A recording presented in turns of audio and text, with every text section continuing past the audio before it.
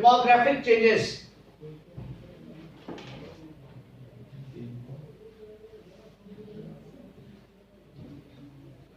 cyber conflict, terrorism and insurgency. ये traditional भी है और नॉन ट्रेडिशनल भी है। टेररिज्म, इसका जो थ्रेट होता है, थ्रेट परसेप्शन आपको समझाऊंगा क्या होती है। ये इटसेल्फ एक नॉन ट्रेडिशनल सिक्योरिटी थ्रेट है। टेररिज्म के साथ क्या? इंसर्जेंसी, इंसर्जेंसी जी कोई बताएगा इंसर्जेंसी क्या होता है? जैसे इन्फिल्ट्रेशन होती है, infiltration sir for example terrorist वगैरह वो जो यार आप जो ये जिसे कहते हैं ना मुसल्ला हो के जो है वो आप जो वो लड़ाई शड़ाई करते हैं या कोई किसी के ऊपर जो है वो इंसर्जेंसी यही होती है कि लड़ाई मुसल्ला हो के असले के साथ। बल्कि अब इसके लिए उर्दू में कौन सा लफ्ज़ है? करप्शन नहीं, बगावत नहीं, दैट इज कॉल्ड रिवॉल्ट और राइट। मसला जब थे हाँ ऐसे कह रहे। Corruption, economic disparity, chronic poverty, poverty यानी chronic poverty, pandemic, transnational crime जैसे मनी लॉन्ड्रिंग, जैसे स्मगलिंग और migration, migration from Pakistan and migration to Pakistan.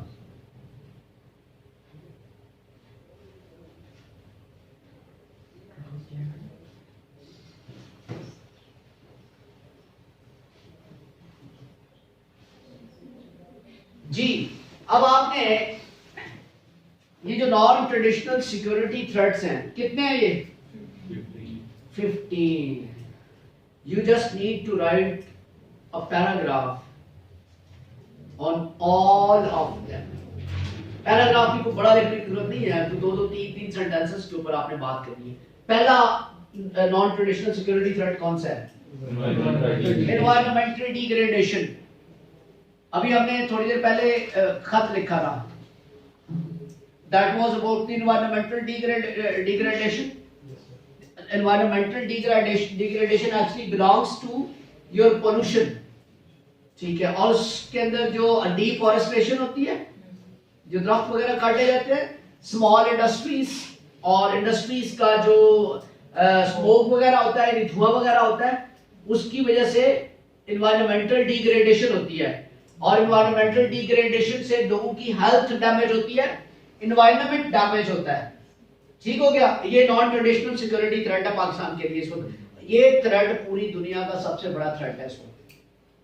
मैंने आपको ये बताया था कि the end of this world यानी दुनिया का खात्मा क्लाइमेट चेंज की वजह से होगा। बताया था आपको।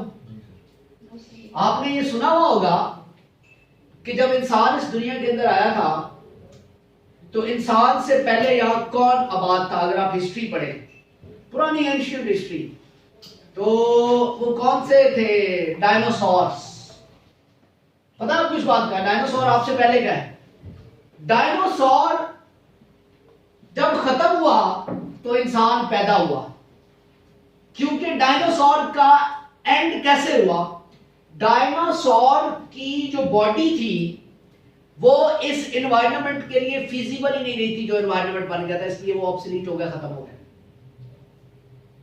क्लाइमेट चेंज हुआ, डायनासोर्स जो है वो रेजिस्ट ही नहीं कर पाए उस एनवायरनमेंट को और वो ऑब्सोलीट हो गए, खत्म हो गए। डायनासोर इंसान से पहले गए। ठीक है। तो अभी जो रिसर्चर्स ये कहती हैं कि ये जो आपके इंसान का जो खात्मा होगा ना, इस दुनिया का जो खत्म होना है, तो उसके पीछे भी यही क्लाइमेट चेंज होगा। एक टाइम आएगा कि ये क्लाइमेट इस तरह का हो जाएगा कि जहां पे आपकी जो बॉडी है वो सरवाइव ही नहीं कर पाएगी। इसीलिए एलॉन मस्क ने मरीख पे दुनिया तलाश कर ली है कि मरीख पे चले जाओ। अरबों रुपया उसने लोगों से, अरबों खरबों डॉलर इकट्ठा किया जो लोग जाना चाहते हैं मरीख पे, पता आपको इस बात का? यस, तो वहाँ जिंदगी तो उसने वो निकाल ली है, वहाँ जिंदगी पॉसिबल है। अब वो उसने 2030 के अंदर या पता नहीं 28 को ये टाइम दिया उसने, उस टाइम पे यहाँ से स्पेसशिप के थ्रू जो है लोग मरीख पे जाएंगे। सर इन्होंने अरबों खरबों रुपया दिया है उसको कि हमें वो ट्रैवल करवाएगा, जिंदगी वहाँ आबाद हो जाएगी। हम अभी तक पता नहीं किन चक्रों में उलझे हुए हैं। Got it? Environmental degradation can ultimately become the cause of आपका और मेरा खात्मा। पहली non traditional security threat Pakistan को नॉन एनवायरमेंटल डिग्रेडेशन का, जिस तरह के हालात यानी क्लाइमेट के। जी अगला आपने ऐसे भी क्लाइमेट चेंज पे करना जी। उसके बाद अगला कौन सा है जी? पॉपुलेशन एक्सप्लोजन पे हमने पहले ही बात कर लिया, जब इकोनॉमिक क्राइसिस। ये टॉपिक मैंने जानबूझ के इस टाइम पे आपको रखा है, नॉन ट्रेडिशनल सिक्योरिटी थ्रेट, ठीक है, क्योंकि ये topic is relevant to economy, relevant to political crisis and relevant to the issues of Pakistan. तो हम इसको जो सिमिलैरिटीज हैं इसके अंदर उसको पहले मैंने कहा कर लें, ठीक है। तो पॉपुलेशन एक्सप्लोजन जो है उसके लिए मैंने आपको आर्टिकल का लिंक बताया, उस आर्टिकल को जरूर पढ़िएगा, आपको मजा आएगा। उसमें ये भी लिखा होगा कि एक दिन में कितने बच्चे पैदा होते हैं, कितने मर जाते हैं, ठीक है। एनीवेज जी, तो तीसरा आगे क्या है? Food security. Food security that has become the issue. इस वक्त दुनिया का फूड सिक्योरिटी एक इशू बना हुआ है, ठीक है।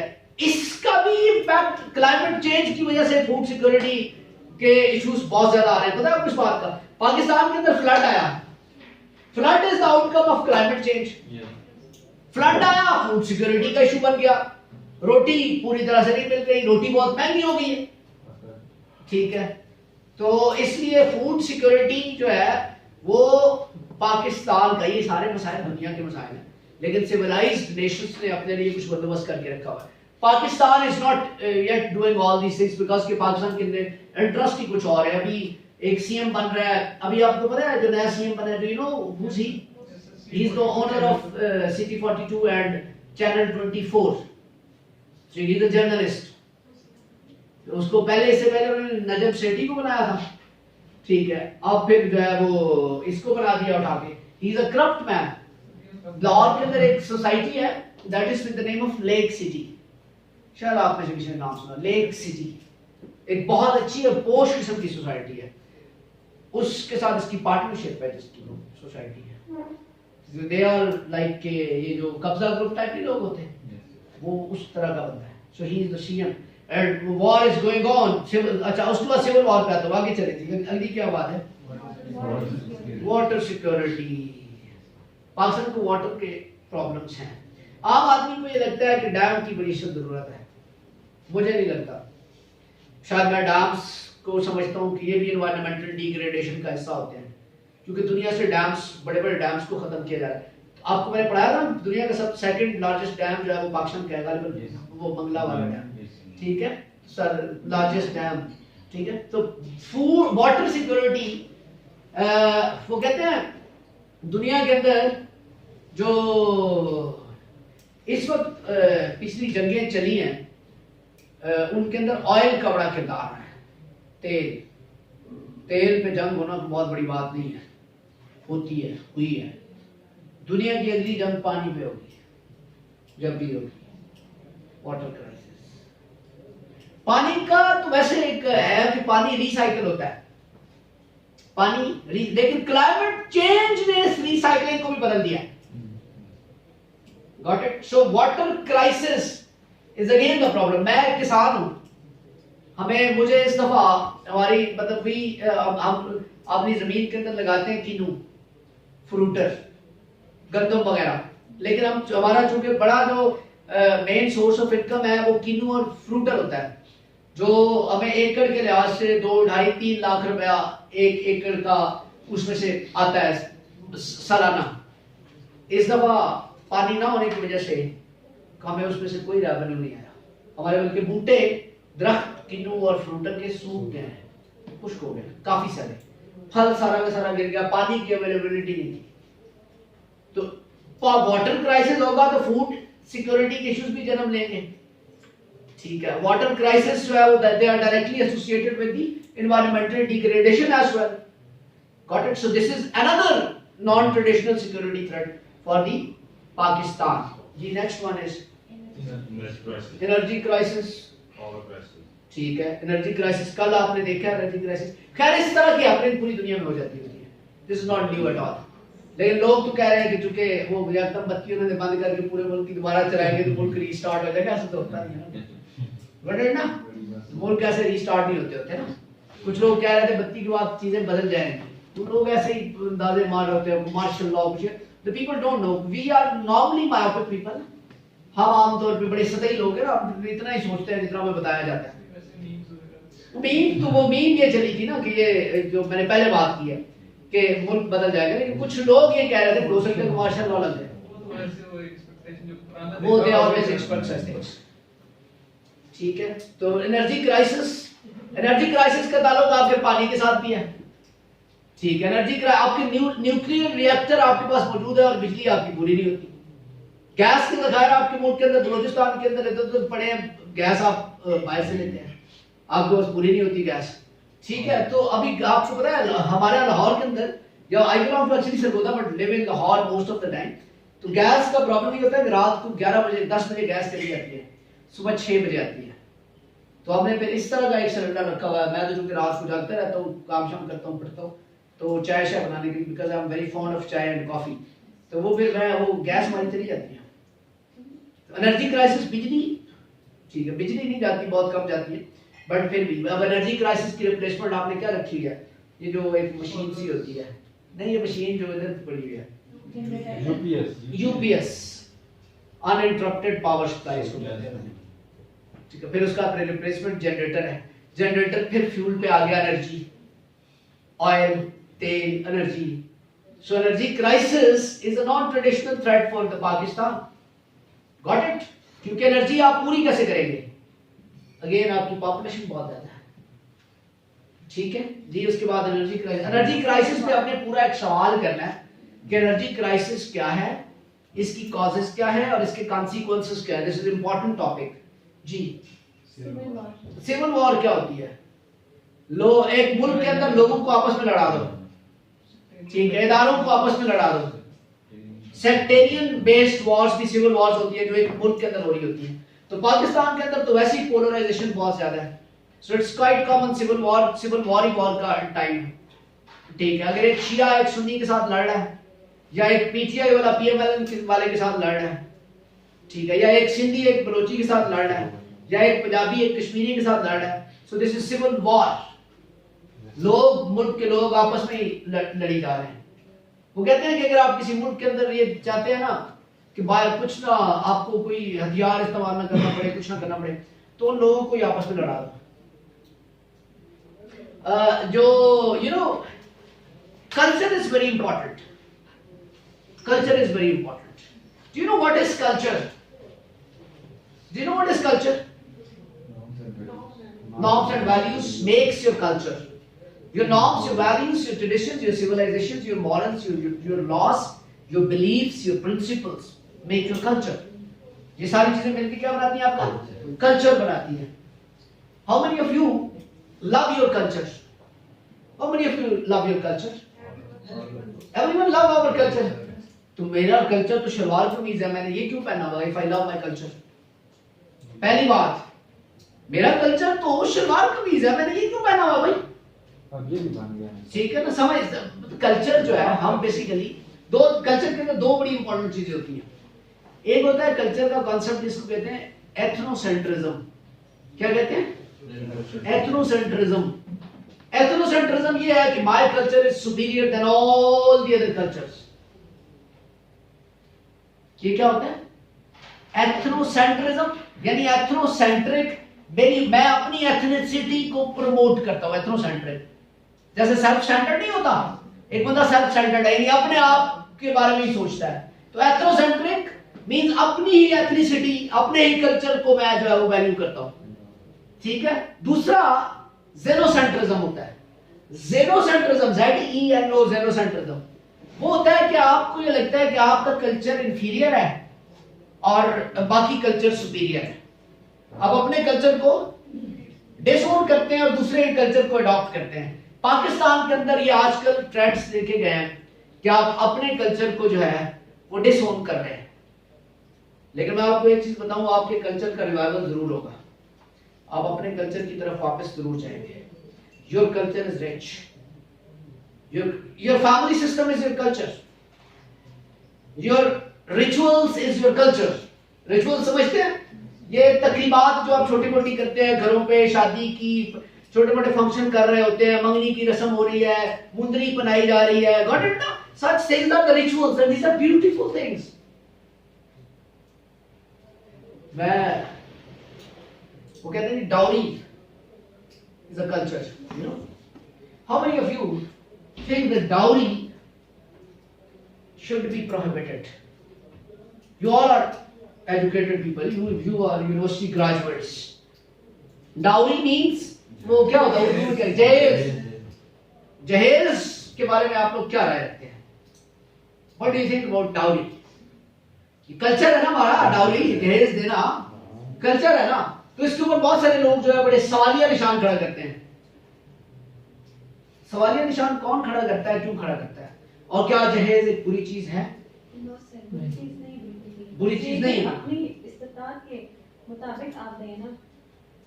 आप अपनी इस्तिताअत में, तुम्हें क्या लगता है दहेज बुरी चीज है? नहीं, use your brain. You have, तुम जैसे लोग, मेरे जैसे लोग, इस जैसे लोग ही तो लिखते हैं, बात करते हैं, क्या पता का मतलब क्या हो? बेटा तुम बताओ, दहेज बुरी चीज है? मैं बुरा समझती हूँ। तुम बुरा समझती हो? कैसे बुरा समझती हो? तो बर्डन हो जाता है बालों का। तो बर्डन नहीं होना चाहिए ना, फोर्स दहेज तो बर्डन है ना। फोर्स दहेज कि मैं अगर ये डिमांड करूं कि मुझे ये चाहिए, ठीक है, तो ये तो it's a crime. Competition is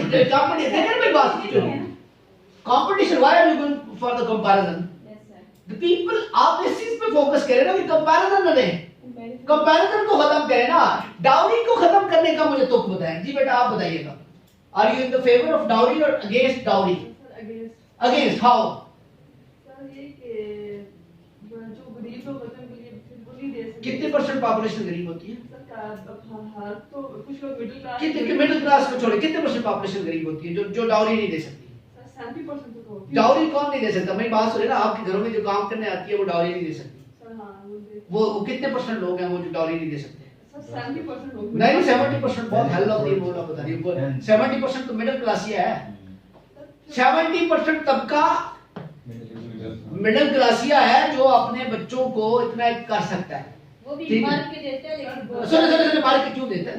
सुने आप जाती है ना, कल्चर है। आप या तो आप एक इस तरह का कल्चर सेट करें अपने मुआशरे के अंदर, एक्सक्यूज मी, या तो आप एक इस तरह का कल्चर सेट करें अपने मुआशरे के अंदर कि ये जहेज और इस तरह की चीजें जो है ना, इसका आपकी लाइफ के ऊपर कोई इम्पैक्ट ना हो। ठीक है, ऐसा मुमकिन नहीं है, इस पे बहुत टाइम लगेगा। लेकिन सर एक चीज ये भी है ना कि जो होते हैं ना कुछ मतलब लड़की वाले, ठीक है, वो करते हैं डिमांड उनसे, मतलब बड़े वाले से कि हम लेंगे, मतलब लाखों में गोल्ड भी लेंगे, दुकान भी लेंगे, यानी 2 कमरे किचन बाथरूम भी लेंगे और साथ हम जो है वो लेंगे। अच्छा, ये भी बड़ा इंटरेस्टिंग जिसने सवाल रेज किया है कि लड़का भी आप वो देखते हैं जो कमाता हो, क्या ये दहेज नहीं है? लड़का भी आप वो देखते हैं जो आप, अच्छा महर एक कंट्रोवर्शियल डिबेट है, उसमें मैं जाऊंगा नहीं, क्योंकि महर जो है एक बहुत कंट्रोवर्शियल टॉपिक है। रिलीजियस होने के वजह से भी शायद उसकी डेफिनेशन उस तरह से बयान नहीं की गई, क्योंकि महर को अगर आप डिफाइन करें तो वो डेफिनेशन उसकी ठीक नहीं बनती। मैं आपको बता दूं, जरा सोचिएगा कि महर क्या होता है। एनीवेज, ये बात उसकी बिल्कुल ठीक है कि दूसरी तरफ जो है सर, डाउरी की दूसरी तरफ जो है वो आप क्या मतलब जो है वो एक्सपेक्ट कर रहे होते हैं कि किस तरह का बंदा हो, इस तरह की उसकी इनकम हो, तो उसके पास गाड़ी हो, उसके पास घर, ऑल दीस थिंग्स ना। You all are, most of you are in search of such things to get married with a good. अच्छा, फिर आप भी गुड वाइफ, ठीक है, क्या वाइफ गुड क्या होती है? आपकी डेफिनेशन के अंदर गुड वाइफ का पहला क्राइटेरिया होता है कि वो खूबसूरत हो। It is meant you are nonsense. अच्छा, एक चीज वेरी इंटरेस्टिंग फॉर वुमन, ये मतलब मेरा चूंकि ये बड़ा, इस पे मेरी बड़ी कई सेमिनार्स और स्पीचेस, वो अक्सर लोग ये सवाल पूछते हैं लड़की के लिए who's the most suitable person, ये कल्चर के हवाले से बता रहा हूं कि लड़की के लिए जो हस्बैंड होता है वो किस तरह का होना चाहिए। ठीक है, इस पॉपुलर दो तरह के कल्चर होते हैं। एक हाई कल्चर होता है, एक पॉपुलर कल्चर होता है। High culture that belongs to elite, उसके बारे में ना सोचें, ठीक है। हाई कल्चर में अगर आप हैं तो ठीक है, आप पार्टी पुर्टी करते हैं, ड्रग्स वगैरह कॉमन सी बात है, लिविंग रिलेशनशिप कॉमन सी बात है, वो हाई कल्चर है।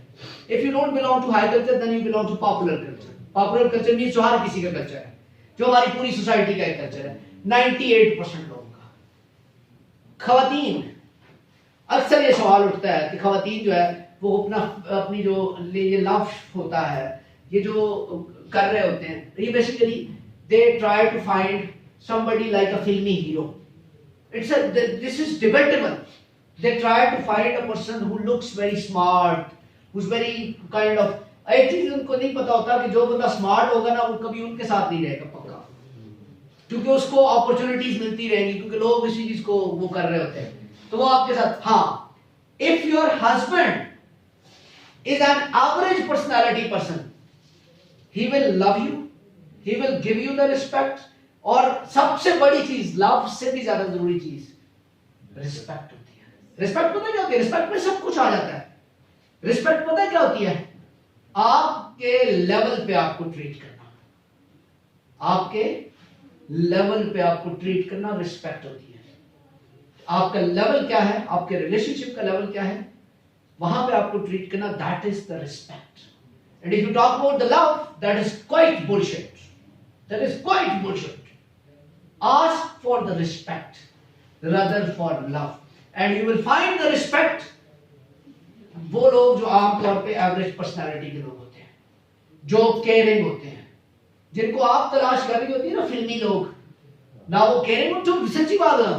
और आप लोगों के लिए भी, अगर आप दुनिया की तारीख उठा के देखें तो जो खवातीन, जितने पॉपुलर लोग गुजरे हैं, उनकी जो बीवियां गुजरी है ना, वो भी एवरेज पर्सनालिटी की गुजरी है, क्योंकि उनकी खिदमत, जिनको आप खिदमत कहते हैं, उनकी केयर, उनके साथ साउंड रिलेशनशिप और उनकी हर चीज को सह जाना उन्हीं का काम होता है। जो बहुत खूबसूरत होगी वो कहेगी मैं क्यों, मैं ये करूं। ये मैं आपको सच्ची और कड़वी बातें बता रहा हूं। आपको शायद ये लगे कि पत्नी किस तरह की बात है, but it is a fact.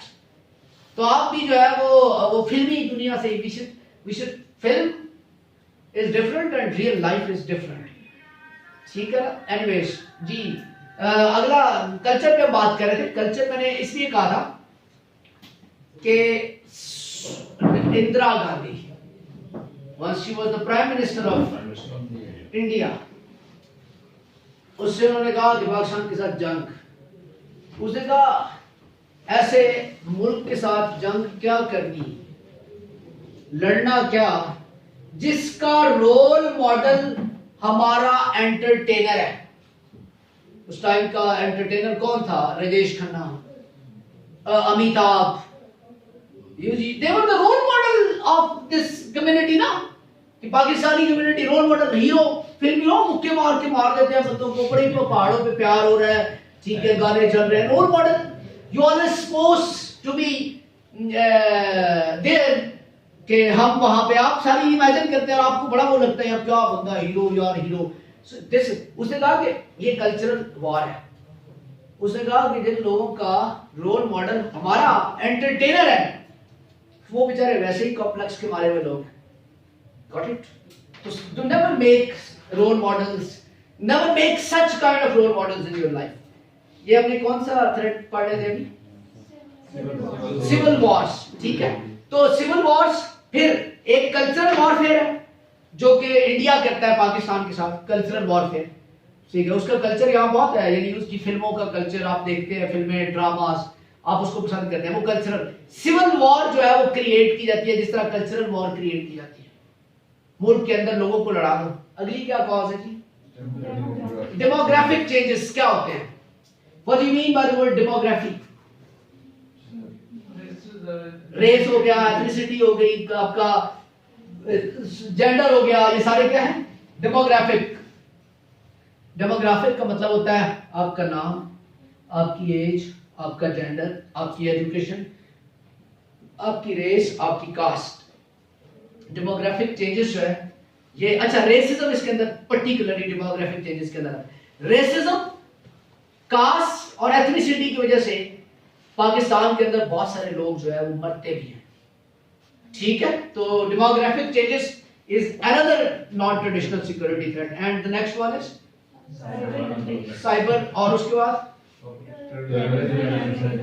the rest you are required to read by yourself by till tomorrow, ठीक है। और आप लोगों ने इसको कल तैयार करके आना है और कल मैं आपसे इस पे लिखाऊंगा नहीं, डिस्कशन करूंगा, आपसे पूछूंगा कि आप इसके बारे में क्या कहते हो। जी मेरे पुत्र, तो ये आपने दिया हुआ है इसका डॉक्यूमेंट? अभी डॉक्यूमेंट भेज दूंगा अगर नहीं दिया होगा, अभी पूरा डॉक्यूमेंट भेज दूंगा, ठीक है। ये आपने एक पैराग्राफ लिखने को कहा है, किसका पैराग्राफ है? एक पैराग्राफ फर्स्ट टू पैराग्राफ इसका नहीं, इसमें तो नहीं कोई पैराग्राफ नहीं। फर्स्ट टू पैराग्राफ इस चीज से फर्स्ट टू पैराग्राफ लिखना है सर। वो काजेस की बात ये है। इसका भी कहा था सर ने कि नहीं, इसका पैराग्राफ तो मैंने आपको इस चीज ऐसे का पैराग्राफ लिखना है सर। ऐसे का काजेस ना लगता है। ऐसे के ऊपर दिया होगा पैराग्राफ, और तो करेंगे आपको मैंने नॉन ट्रेडिशनल सिक्योरिटी थ्रेट भेज दिया है, जनरल साइंस भेज दिया है, आउटलाइन बनानी है। ठीक है। ये सारे काम जो कल ना करके आया ना, ठीक है, उसको कोई ना कोई तो सजा मैं जरूर दूंगा, ये मैं आपको बता दूं, जितना काम मैंने आपको दिया है। और आपके पास मतलब मैंने आपसे कहा था कि आपके पास टाइम सिर्फ पढ़ने के लिए होना चाहिए, ठीक है सर। ये किसका काम है? ये सर और ये काम है कि एक ही पढ़ना है। पैराग्राफ पहले बोल गए फर्स्ट टू पैराग्राफ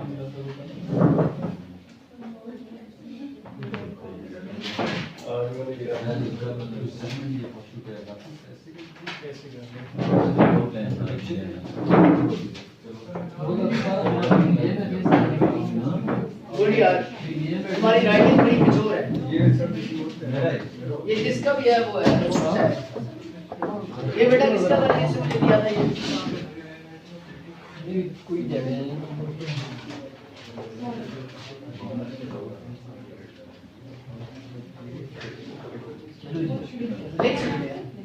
लिख सकते हैं, लेकिन उसकी जो बेहतरीन वो चीज़दार है वो मैं आपसे करवा रहा हूँ।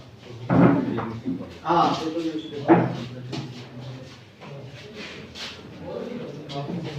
आपसे पूछा था बुक्स का, आपने नहीं भेजी थी आपको। मैंने बुक्स तो देखी थी, उसमें मुझे देखना पड़ेगा दोबारा, मुझे मैं सब कुछ करना रात को फिर मैं बता देता हूँ। जो चीजें यहाँ से पढ़ रहे हैं उनके लिए आपको किताबें लेने की जरूरत नहीं है।